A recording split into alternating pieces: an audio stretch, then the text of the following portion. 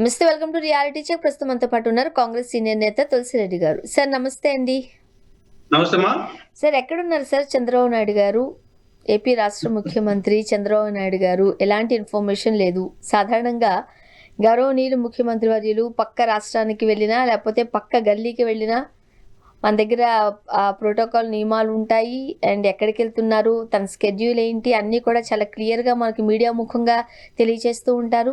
అలాంటిది చంద్రబాబు నాయుడు గారు గత కొన్ని రోజుల నుంచి కనబడుట లేదు. ఎక్కడికి వెళ్ళారు? ఒక్కొక్కరు ఒక్కొక్క దేశం వెళ్ళారని చెబుతున్నారు. సో మీరు అక్కడే ఉన్నారు కాబట్టి ఎక్కడికి వెళ్ళారు, ఎందుకు వెళ్ళారు? ఇది ఎవరైనా ప్రశ్నించాల్సిన అంశం ఇది. జనరల్గా అధికారంలో ఉండే ముఖ్య నాయకుల పర్యటన వివరాలు అది జనరల్గా అందరికీ తెలిసేట్టుగా ప్రకటిస్తూ ఉంటారు. దట్టు ఈయన స్వభావ రీత్యా కూడా ప్రతిదీ ప్రచారం చేసుకుంటే అలవాటు. చంద్రబాబు నాయుడు గారికి ముఖ్యమంత్రిగానే కాకుండా ఆయన వ్యవహార సరళి కూడా ప్రతిదీ పావు కోడికి ముప్పావు మసాలా ప్రచారం చేసుకుంటే అలవాటు.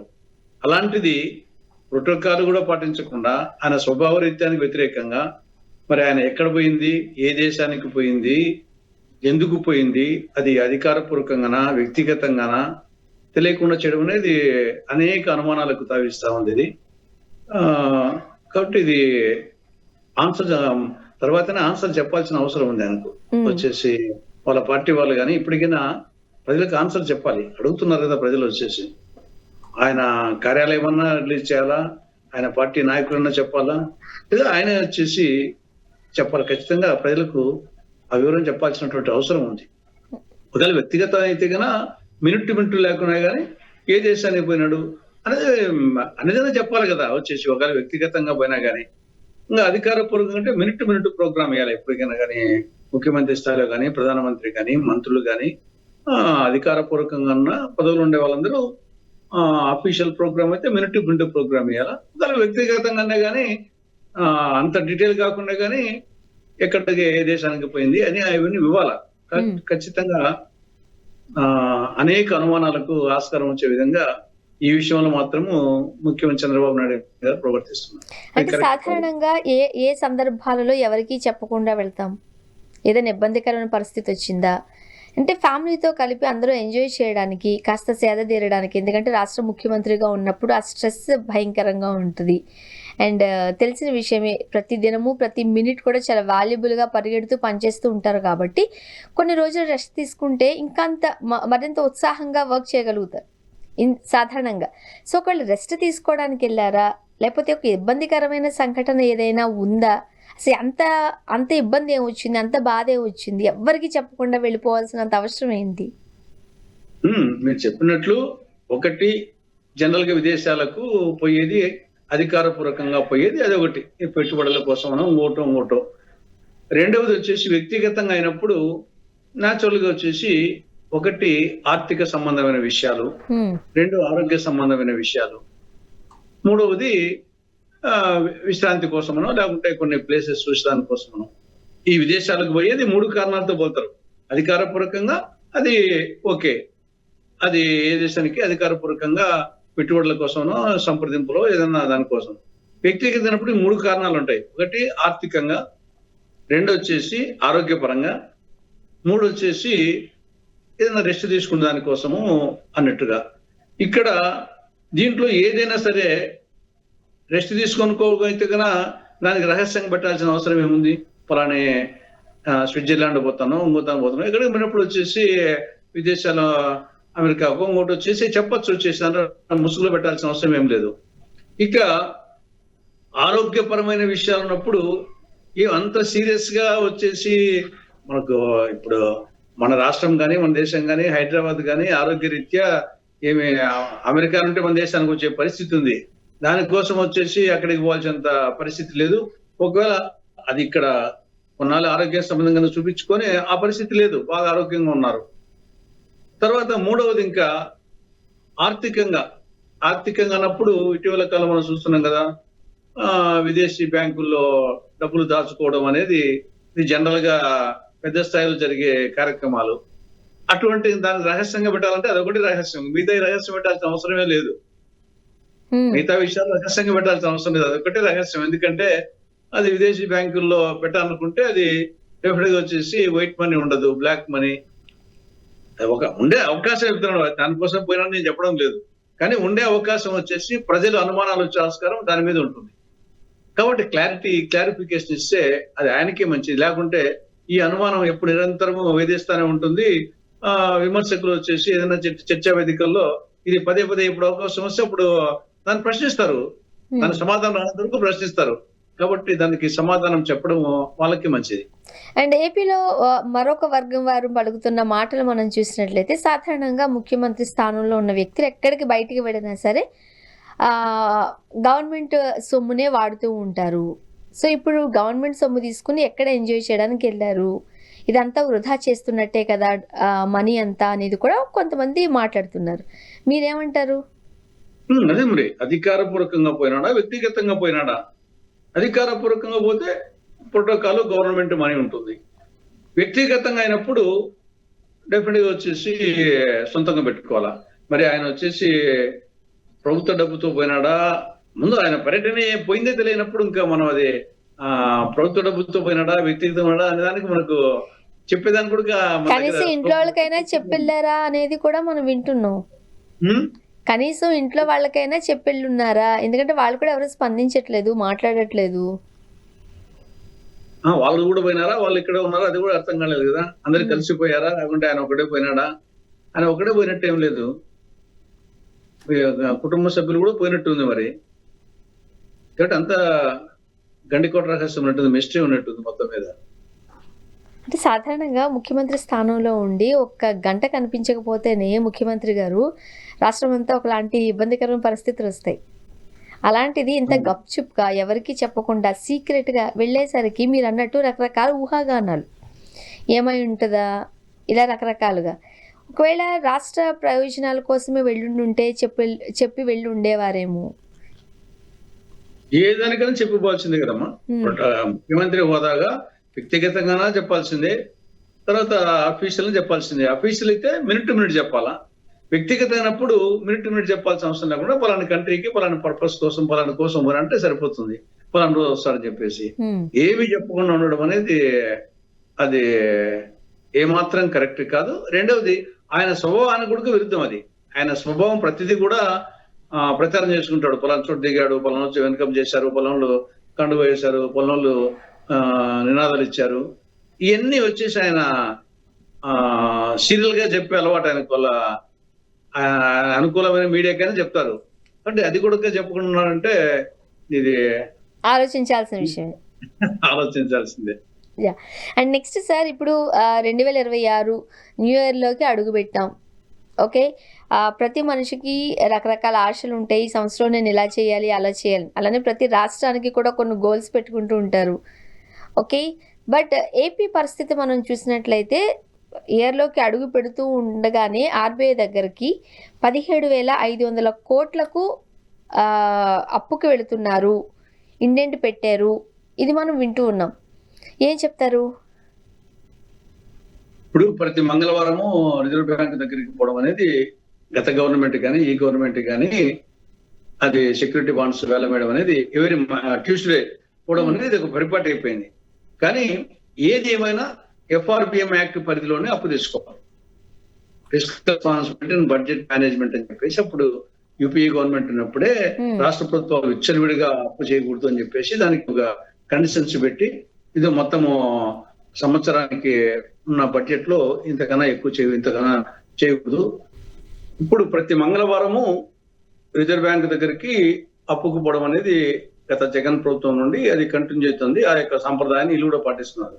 కానీ ఏదేమైనా దానికి ఒక లిమిట్ ఉంది. FRBM act, fiscal responsibility and budget management అని, దాని ప్రకారంగా కేంద్ర ప్రభుత్వము ఏ రాష్ట్రమైనా సరే సంవత్సరానికి ఎంత అప్పు తీసుకోవచ్చు అని ఒక వాళ్ళ యొక్క మొత్తము టోటల్ బడ్జెట్ లో ఎంత ఉంటుంది, ఎంతకు మించి తీసుకోకూడదని చెప్పేసి ఉంటుంది. ఆ ప్రకారంగా వీళ్ళు తీసుకోవాలి. కానీ ఇప్పుడు దాన్ని మించిపోయారు. మనకు 30/12/2025 నాటికి, అంటే 30/12/2025 నాటికి 2,93,000 కోట్ల రూపాయలు అప్పు చేసింది రాష్ట్ర ప్రభుత్వం. 2,93,000 కోట్ల రూపాయలు.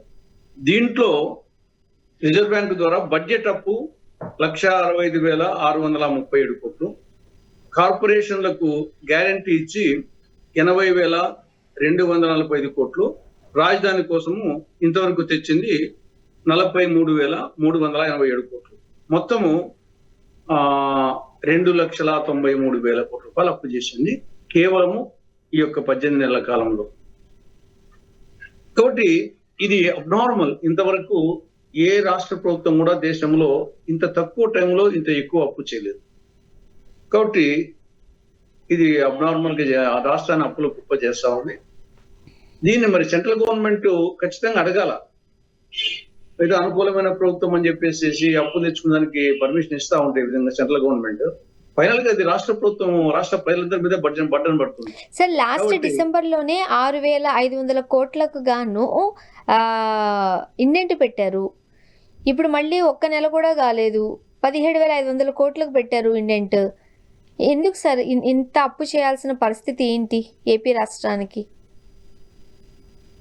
ఇప్పుడు రూపాయి రాక రూపాయి పోక ఒక కుటుంబం జరిగినట్టే. రాష్ట్ర ప్రభుత్వం అయినా ఒక కుటుంబంలో ఏ విధంగా రూపాయి ఏ విధంగా వస్తుంది, రూపాయి దేనికి ఖర్చు పెట్టాలా అన్నప్పుడు అది ఆర్థిక క్రమశిక్షణ అంటారు దాన్ని. కాబట్టి ఈ యొక్క కూటమి ప్రభుత్వానికి ఆర్థిక క్రమశిక్షణ లేదు. రూపాయి రాక అటు కేంద్ర ప్రభుత్వం నుండి పన్ను రూపంలో వచ్చేది ఆటోమేటిక్ గా వస్తుంది, కానీ గ్రాంట్ రూపంలో గతానికంటే తగ్గిపోతా ఉంది. పేరుకేమో డబుల్ ఇంజిన్ కానీ గతానికంటే 2023-24 కంటే దాదాపు ఒక 12,000 కోట్ల రూపాయలు తగ్గింది గత సంవత్సరము కేంద్రం నుండి వచ్చే గ్రాంట్. కాబట్టి ఆడ పోతుంది. తర్వాత జిఎస్టి రూపంలో కూడా కొంత తగ్గుతా ఉంది. ఇంకా కాబట్టి రూపాయి రాకను చేసుకోలేకపోతుంది. కొన్ని రూపాయి పోక అంటే అభివృద్ధికి సంక్షేమానికి అక్కడ కంట్రోల్ లేకుండా పోయింది. దానికి తోడు దుబారా ప్రతి ఏ చిన్న మీటింగ్ పెట్టినా కోట్ల రూపాయలతో ఖర్చు. తర్వాత సలహాదారులు 40 మంది సలహాదారులు, ఒక్కొక్కరికి వచ్చేసి నెలకు 4 లక్షలు 5 లక్షలు వాళ్ళ మీద ఖర్చు పెట్టడం. తోడు ఒక చిన్న మీటింగ్ పెట్టినా 4 కోట్లు 5 కోట్లు. తర్వాత ఇంకా మిగతా ఈ సంక్షేమ కార్యక్రమాలు అభివృద్ధి కార్యక్రమాలు తలకు మించి చెప్పారు. అవి చేయలేక మొత్తం ఓవరాల్ గా అప్పుల రూపంలో పోతున్నారు. సంపద సృష్టించింది లేదు, కేంద్రం నుండి గ్రాంట్ తెచ్చింది లేదు, సంపద సృష్టించింది లేదు, ఆర్థిక క్రమశిక్షణ లేక దుబారా ఎక్కువ చేయడము. దీనివల్ల మొత్తంగా దానికి ఏకైక మార్గం అప్పులకు పోవడమే. అప్పులు కేంద్రంలో అనుకూలమైన ప్రభుత్వం ఉంది కాబట్టి వాళ్ళు గ్రాంట్ ఇవ్వకుండా, ఇప్పుడు యాక్చువల్ గా రాజధానికి గ్రాంట్ ఇవ్వాలా కేంద్ర ప్రభుత్వం, కానీ గ్రాంట్ ఇవ్వకుండా అప్పులు తెచ్చుకోమంటారు. కాబట్టి రాజధాని పేరుతో అప్పులు, ప్రతిదానికి అప్పులు తెచ్చి రాష్ట్రాన్ని అప్పుల్లో కుప్ప చేస్తా ఉంది. కాబట్టి ఇది ఏమాత్రం వచ్చేసి సమంజసం ఏం కాదు. అంటే కూటమి ప్రభుత్వం అధికారం చేపట్టి 18 నెలలు, సుమారుగా 19 నెలలు కావస్తోంది. ఒక 6 నెలలు హనీమూన్ పీరియడ్గా తీసేసినప్పటికీ కూడా మిగిలిన మంత్స్ అంతా కూడా ఖచ్చితంగా సంపద సృష్టి వైపే మేము వెళ్తున్నాము అన్నారు చంద్రబాబు నాయుడు గారు. ఏంటి, ఎంతవరకు సంపద సృష్టించారు? అప్పులు చేసుకుంటూ పోతే పరిస్థితి ఏంటి? ఆ రోజు జగన్మోహన్ రెడ్డి గారు ప్రభుత్వం అధికారంలో ఉన్నప్పుడు ఏపీ మరొక శ్రీలంక కాబోతోంది అన్నారు. మరి ఇప్పుడేం కాబోతోంది? ఇది ఒక సామెత ఉంది, మా కోడలికి బుద్ధి చెప్పి అత్త తెడ్డు నాకింది అని. అదే సామెత చంద్రబాబు విషయంలో గత ప్రభుత్వాన్ని విమర్శించి ఎక్కువ అప్పులు చేస్తా ఉంది అని, అంతకంటే ఎక్కువ చేస్తా ఉంది. కాబట్టి ఒక విధంగా అప్పుల విషయంలో ఆస్కార్ అవార్డు ఇవ్వచ్చు, చంద్రబాబు ప్రభుత్వానికి ఆస్కార్ అవార్డు ఇవ్వచ్చు అప్పుల విషయంలో. మనము ఈ ఆర్థిక సంవత్సరంలో ఒక జస్ట్ 6 నెలలు మనం చూస్తే, మొదటి 6 నెలల కాలంలో ఒక్కొక్క రాష్ట్ర ప్రభుత్వము ఆర్బీఐ దగ్గర ఎంత అప్పు తెచ్చుకున్నది. మనమేమో మొదటి 6 నెలల్లో 63,552 కోట్ల రూపాయలు ఆర్బీఐ దగ్గర అప్పు తెచ్చింది, డైరెక్ట్ అప్పు. అదే పీరియడ్ లో ఉత్తరప్రదేశ్ మనకంటే 4 రెట్లు పెద్దది, వాళ్ళు 9,322 కోట్లు మాత్రం తెచ్చారు. యూపీ ప్రభుత్వము ఏపీ ప్రభుత్వం రెండు కంపేర్ చేస్తే యూపీ మనకంటే 4 రెట్లు పెద్దది. వాళ్ళు 2025-26 ఆర్థిక సంవత్సరంలో తొలి 6 నెలల్లో ఆర్బీఐ ద్వారా ఇప్పుడు మనం చేసినట్టే తెచ్చిన అప్పు 9,322 కోట్లు, కానీ మంది 63,052. కాబట్టి ఎంత అప్పులు చేస్తున్నామో ఈ ఒక్కటి చాలా ఎగ్జాంపుల్. మనం యూపీకి ఏపీకి కంపేర్ చేసినా మొత్తం 18 నెలలు కంపేర్ చేసినా లేదా 6 నెలలు కంపేర్ చేసినా మొత్తం రాష్ట్రం రుణాంధ్రప్రదేశ్ అయిపోతుంది, అప్పుల ఆంధ్రప్రదేశ్ అయిపోతుంది. సంపద సృష్టి అంతా మాటలు తప్పని చేసి ఉత్తమ్ కుమార్ ప్రగల్భాలు మాటే తప్ప చేతల్లో ఏం లేదు. ఓకే సార్, మరి ఇప్పుడు ఒక రాష్ట్రము ఇన్ని కోట్లల్లో అప్పులు చేసుకుంటూ పోతే మరొక పక్క సంపద సృష్టి అన్నారు, మీరు అంటున్నట్టుగా అది ఎంతవరకు పాసిబిలిటీస్ అనేది ఇంకా మనం వెయిట్ చేయాల్సిందే. బట్ ఇప్పుడు ఉన్న ఆంధ్రప్రదేశ్ ప్రభుత్వం మనం చూసినట్టయితే ఇన్ఫెంట్ బేబీ అది, ఆ బేబీగా ఉన్నప్పుడు ఇన్ని అప్పులు చేసుకుంటూ పోతే ఆ భారం అంతా మళ్ళీ ప్రజల మీదే పడుతుంది. అది భరించే శక్తి ఏపీ ప్రజలకు ఉందా అంటే ఒక క్వశ్చన్ మార్క్ అవుతుంది. ఏమవుతుంది రాష్ట్రం మరి? అదే రాష్ట్రం వచ్చేసి మనము అనేక దేశాల చరిత్ర తీసుకున్నా కానీ మీరు చెప్పినట్టు శ్రీలంక, లేకుంటే ఆఫ్ఘనిస్తాను, లేకుంటే ఇథియోపియా, సోమాలియా, అంతెందుకు గ్రీస్ దేశము ప్రపంచానికి నాగరికత నేర్పినటువంటి దేశం గ్రీస్ దేశమే. దేశమే ఐపీ పెట్టింది. ఎక్కువ అప్పులు చేస్తే ఎవరికైనా మన కుటుంబాల్లో అప్పులు ఎక్కువ చేస్తే ఏమవుతుంది, ఇన్సాల్వెన్సీ పిటిషన్ పెట్టి తెల్లవారుజామున ఎవరు లేకముందే భార్య బిడ్డలకు నెత్తిన గుడ్డేసుకొని ఊరి ఇచ్చి వెళ్ళిపోతారు. ఆ పరిస్థితి వచ్చేసి మన రాష్ట్రానికి తెచ్చే పరిస్థితి కనపడతా ఉంది. కాబట్టి ఇది అనుకుంటే కదా చాలా భయంకరంగా పరిస్థితి ఉంది. సో మరొక పక్క బ్యాంక్ ఆఫ్ బరోడా ఒక సర్వే నిర్వహించింది దేశంలోని అన్ని రాష్ట్రాలతో కంపేర్ చేస్తూ. పెట్టుబడులు తెచ్చుకోవడంలో ఆంధ్రప్రదేశ్ ముందుంది అని. సాధారణంగా మనం ఢిల్లీ, ముంబై, బెంగళూరు, హైదరాబాద్ ఇవన్నీ చూస్తుంటాం కదా, వీటన్నిటిని నెట్టి ఆంధ్రప్రదేశ్ మొదటి స్థానంలో ఉంది పెట్టుబడులు సాధించడంలో అంటూ. ఏం చెప్తారు సర్వే కోసం?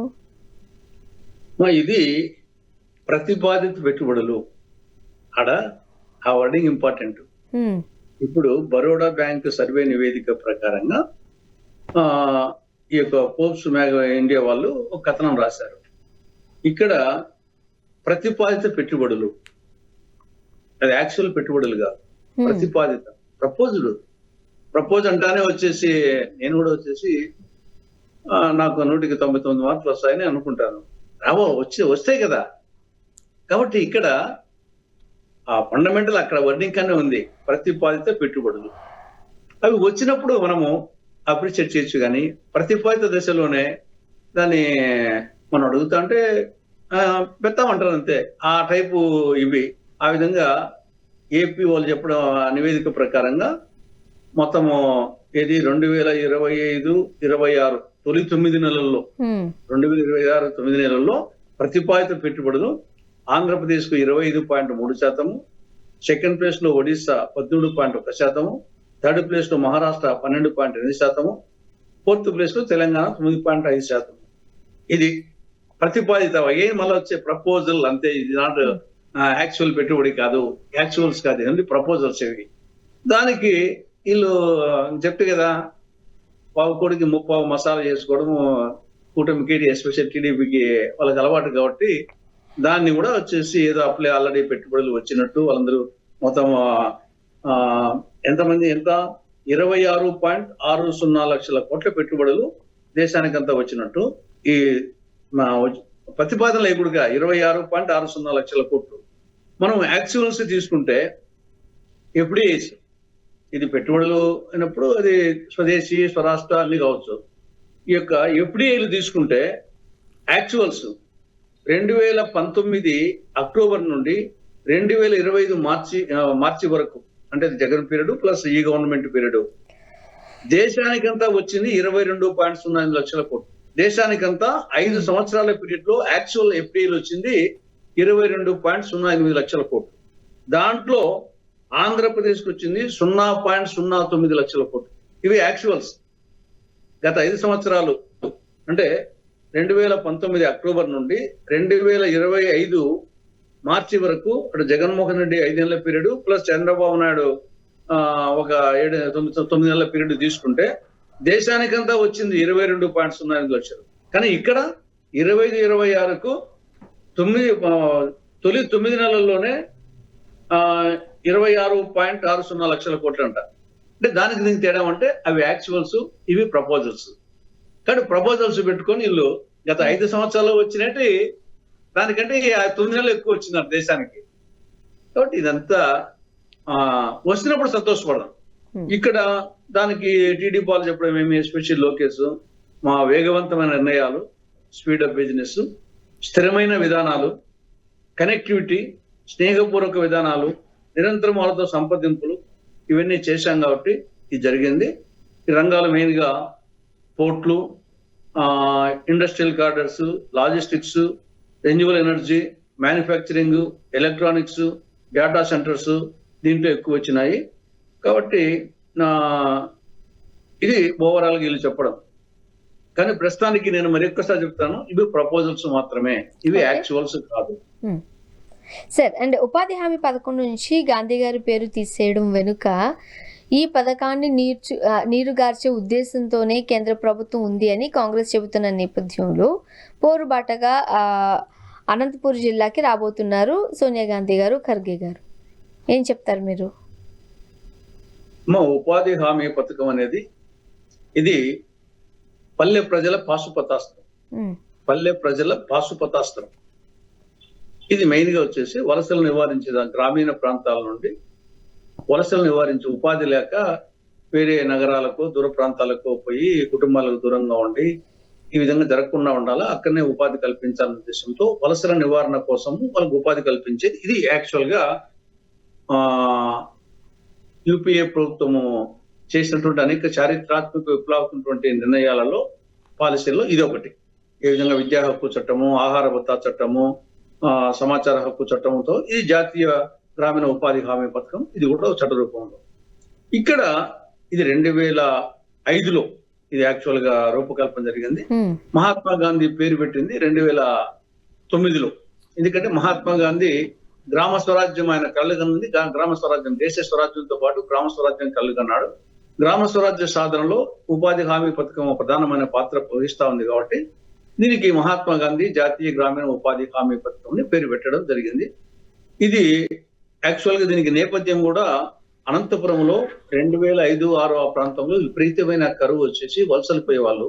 అప్పుడు సోనియా గాంధీ గారు అక్కడికి వచ్చినప్పుడు అనంతపురంలో ఉన్నటువంటి కాంగ్రెస్ నేతలు చెప్పడం జరిగింది, ఈ విధంగా పరిస్థితి ఉన్నప్పుడు మనం అధికారంకి వస్తే ఏదో ఒకటి మంచి కార్యక్రమం చేస్తామని చెప్పి అధికారంకి వచ్చిన తర్వాత దీన్ని ఈ కార్యక్రమం చేయడం జరిగింది 2005లో. అప్పుడు అనంతపురం జిల్లాలో సింగనమల నియోజకవర్గంలో సింగనమల మండలంలో బండ్లపల్లి అనే గ్రామంలో ఆ రోజు మన్మోహన్ సింగ్ గారు ప్రధానమంత్రిగా, సోనియా గాంధీ గారు మిగతా అగ్రనాయకులందరూ వచ్చేసి అక్కడ దాన్ని ప్రారంభించడం జరిగింది. అది అప్పటి 2009 నుండి ఆ పేరుతోనే జరుగుతా ఉంది. ఇప్పుడు ఒకటి మహాత్మా గాంధీ పేరు తీయడం అనేది ఒకటి. రెండవది ఇంతవరకు 90% నిధులు కేంద్రము, 10% రాష్ట్రం భరించేది. ఇప్పుడు ఒకటి ఆయన పేరు పూర్తిగా తీసేయడము, రెండవది 90% బదులు 60% కేంద్రము, 40% రాష్ట్రము వేసుకునేది. ఇది ప్రధానమైనది. ఇంకా మిగతా కూడా కొన్ని ఉన్నాయి. దీంట్లో రెండు కూడా కరెక్ట్ కాదు. మహాత్మా గాంధీ పేరు తీయాల్సిన అవసరం ఏమొచ్చింది? దానికి ఏమన్నా రీజన్ కూడా లేదు. మహాత్మా గాంధీ పేరు ఆయన జాతి పిత, ఆయన ప్రపంచ నాయకుడు, ఆయన పేరు చెప్పుకోవడం గర్వకారణం. కొత్తగా పేరు పెట్టడం వేరు, ఉన్న పేరును తీసేయడం వేరు. కొత్తగా పేరు పెట్టడము అది అడిగితే పెట్టచ్చు, పెట్టకపోవచ్చు. ఉన్న పేరు తీయాల్సిన అవసరం ఏమొచ్చింది? కాబట్టి ఇది ఖచ్చితంగా దీనికి వాళ్ళు సమర్థించుకునే దానికి కూడా ఆస్కారం లేని విధంగా ఈవెన్ మోడీ గారు మనసు ఎట్టు మహాత్మా గాంధీ గుజరాతీ వాడు రేపు చూసే సబర్మతి ఆశ్రమాన్ని కూడా మూసేస్తాడేమో, ఢిల్లీలో రాజ్ ఘాట్ కూడా మూసేస్తాడేమో అనిపిస్తుంది చూస్తే. ఇంత క్రూరమైనటువంటి మనస్తత్వము గతంలో అద్వానీ పట్ల చేసింది, మురళీ మనోహర్ పట్ల చేసినప్పుడు చూసాం. కానీ ఆఖరికి మహాత్మా గాంధీ పట్ల కూడా చేస్తాడు నరేంద్ర మోడీ గారు. ఇంత బరి తెగిస్తాడు, దానికి ఇంత మూర్ఖంగా ఉన్మాదంగా ఆలోచిస్తాడు అనుకోవడం లే. కాబట్టి ఆయనకు వినాశకాలే విపరీత బుద్ధి అని పెద్దలు చెప్పారు. భోగాలం దాపురించిన వాడు ఇతుల వాక్యము అరుంధతిని దీప నిర్వాణ గంధము వినడు కనడు మూర్ఖనుడు అని మితలాభంలో పరమస్తు చిన్నేశ్వరుడు అంటాడు. ఆ విధంగా భోగాలను దాపురించే ఇటువంటి బుద్ధి పుట్టింది ఆయన పేరు తీయడము. రెండవది 60-40 అన్నారు. ఎస్పెషల్లీ మన రాష్ట్రానికి ఇది ఒక అశనిపాతం. మెయిన్ గా వచ్చేసి 90-10 ఉన్నది కాబట్టి మెయిన్ గా ఉపాధి హామీ పథకం కిందనే గతంలో జగన్మోహన్ రెడ్డి ప్రభుత్వము ఈ యొక్క రైతు భరోసా కేంద్రాలన్నీ ఆ డబ్బుతో నిర్మించినట్టే మెటీరియల్ కాంపోనెంట్ కింద. ప్రస్తుతం పవన్ కళ్యాణ్, చంద్రబాబు నాయుడు రోడ్లు, గ్రామీణ రోడ్లు మరమ్మతులు చేశారు కదా, ఆ డబ్బంతా ఈ యొక్క గ్రామీణ ఉపాధి హామీ పథకము దాని కింద చేసిందే. ఇప్పుడు రాష్ట్ర ప్రభుత్వము 40% ఖర్చు పెట్టుకునే పరిస్థితి ఉండదు, వీళ్ళు ఖర్చు పెట్టకుండా అక్కడ నుండి రాదు. క్రమేణా చాలా రాష్ట్రాల్లో వచ్చేసి ఈ పథకము ఇంప్లిమెంటేషనే కాకుండా పోతుంది. ఇది చివరికి వచ్చేసి ఏదో కొట్టవద్దు తిట్టవద్దు అనే సామెతలో ఏమనకుండానే అంతకదే కాలగర్భంలో కలిసిపోయే పరిస్థితి మోడీ ప్రభుత్వం తీసుకొస్తా ఉంది. అందుకోసం ఈ కాంగ్రెస్ మానస పత్రిక ఇది. కాంగ్రెస్ మానస పత్రిక పల్లె ప్రజల పాశుపతాస్త్రం, ప్రపంచంలోనే అతిపెద్ద ఉపాధి హామీ పథకం. దీని వామపక్షాలు కూడా పూర్తిగా సపోర్ట్ చేస్తున్నాయి. ఈవెన్ అధికార పార్టీ వాళ్ళు కూడా మాకు ఇండైరెక్ట్ చెప్తున్నారు, మీరన్నా గట్టిగా ఉండండి, లేకుంటే మేము 40% ఏడపరేస్తాము, ఈ పథకం లేకుంటే ఎత్తిపోతుంది మాది, మేము ఏమనలేకున్నాము నరేంద్ర మోడీని, మా నాయకుడు ఏమనలేకున్నాడు, కనీసం మీరైనా గట్టిగా చేయండి అని చెప్పేసి మాకు ఫోన్ చేసి చెప్తున్నారు. తెలుగుదేశం వాళ్ళు మాకు ఫోన్ చేసి చెప్తున్నారు, గట్టిగా చేయండి మీరు, ఇది ఏదో విధంగా వచ్చేసి మళ్ళా ముందున్నట్టు ప్రకారమే మహాత్మా గాంధీ పేరు 90-10 ఇచ్చేట్టుగా ఆ ప్రకారంగా ఒత్తిడి చేయండి అని వాళ్ళు రిక్వెస్ట్ చేసుకుంటున్నారు తెలుగుదేశం వాళ్ళు, కాంగ్రెస్ వాళ్ళు. ఆ స్థాయిలో ఉంది ఆ పథకం. చూడాలి సార్ ఏం జరగబోతుందని. థ్యాంక్ యూ సో మచ్ అండి, మీ అభిప్రాయాలు పంచుకున్నారు. Thank you sir. ఇది వాళ్ళ రియాలిటీ చెక్. Stay tune.